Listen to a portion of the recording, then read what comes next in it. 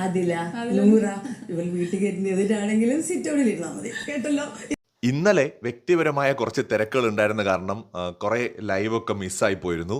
കുറച്ച് മുന്നേ ഞാനൊരു വീഡിയോ കണ്ടായിരുന്നു. ലക്ഷ്മിയുടെ അമ്മ വന്നിട്ട് പറയുന്നുണ്ട്, എല്ലാവരെയും ഞാൻ അമ്പലപ്പുഴയുള്ള എൻ്റെ വീട്ടിലേക്ക് ക്ഷണിക്കുകയാണ്. ആദില, നൂറ ഇവളെ വീട്ടിൽ കയറ്റുന്നതിനെതിരാണെങ്കിലും സിറ്റ് ഔട്ടിൽ ഇരുന്നാൽ മതി. കേട്ടല്ലോ. അതെല്ലാം പിന്നെ ഓരോരുത്തർക്കും ഓരോ വ്യക്തിത്വം ഉണ്ടല്ലോ, ഓരോ ഏജിൻ്റെതായ വ്യക്തിത്വം ഉണ്ടല്ലോ, ഓരോ അഭിപ്രായങ്ങളുണ്ട്. പിന്നെ ഇവിടെ വരുമ്പോൾ തന്നെ ഇടി വെക്കണമെന്നൊക്കെ പറഞ്ഞ് വിട്ടിട്ടുള്ളതുകൊണ്ട് ഒരു പോയിന്റ് നോക്കിയിരിക്കുകയാണല്ലോ എല്ലാവരും. എൻ്റെ ഇളയ കുഞ്ഞിനെ പോലെയാണ് മോൾ ഇരിക്കുന്നത്. അതായത് നൂറയാ കേട്ടോ പറയുന്നത്. നൂറ നമ്മുടെ ലക്ഷ്മിയുടെ അമ്മയുടെ ഇളയ കുഞ്ഞിനെ പോലെയാണ് ഇരിക്കുന്നതെന്നാണ് അമ്മ പറയുന്നത്. ഒത്തിരി ഒത്തിരി സ്നേഹം എന്നൊക്കെ അമ്മ പറയുന്നുണ്ട്.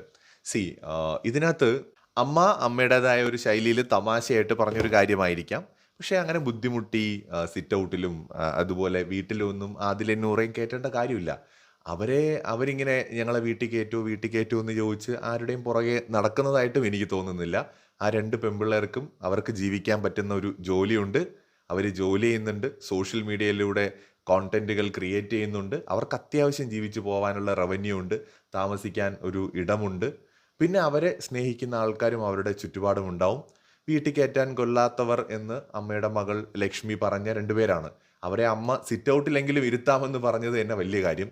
സോ എന്തിന് ബുദ്ധിമുട്ടി അവരെ സിറ്റ് ഔട്ടിലും കോമ്പൗണ്ടിലും വീട്ടിലും ഒന്നും കയറ്റേണ്ട കാര്യമില്ല. അവരങ്ങനെ ഞങ്ങളെ വീട്ടിൽ കയറ്റൂ എന്ന് പറഞ്ഞ് കേരളത്തിൽ ആരുടെയും വീട്ടിൽ പോയി അങ്ങനെ വാതിലിലോ ഗേറ്റിലോ മുട്ടുന്നതായും നമുക്കറിയില്ല.